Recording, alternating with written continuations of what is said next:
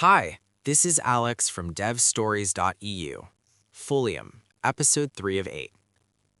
A map is really just a static picture until you start dropping pins on it to highlight specific locations, but those pins do not all have to look like the exact same default blue teardrop.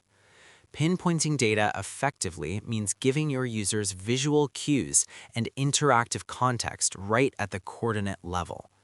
To place a point of interest on your map, you use the Folium.marker class. The only absolute requirement for creating a marker is the location parameter.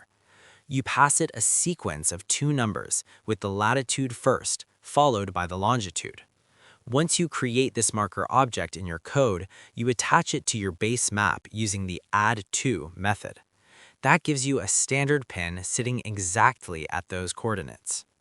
But a bare pin only tells the user that something exists there. It needs to communicate what that something is. Folium gives you 2 primary ways to attach text to a marker, and developers constantly mix them up. The distinction is simple. A tooltip is text on hover.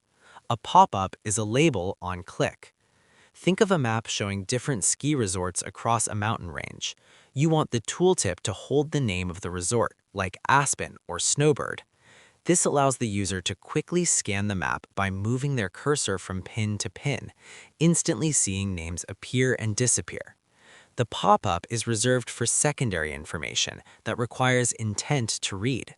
When the user actively clicks the Aspen pin, the pop-up reveals details like a vertical drop of 3,000 feet or the current weather conditions. You use the tooltip for rapid identification and the pop-up for deeper context. You configure both by passing text to the tooltip and pop-up parameters when creating your marker. Now, looking at 50 identical blue pins is a bad user experience. You can visually differentiate them using the Folium.icon class. When you create your marker, you can pass a custom icon object to its icon parameter. This lets you alter the color of the pin itself and the graphic displayed inside it. For the color parameter, Folium accepts several standard string names like red, green, purple, or orange. Going back to our ski resorts, you could visually categorize them by marking beginner-friendly resorts in green and expert-only resorts in red. To change the symbol inside the pin, you use the icon parameter within the icon class. By default, Folium uses bootstrap glyphicons.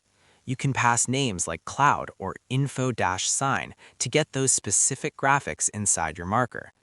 If the default library does not have the exact symbol you need, you can switch to font awesome icons.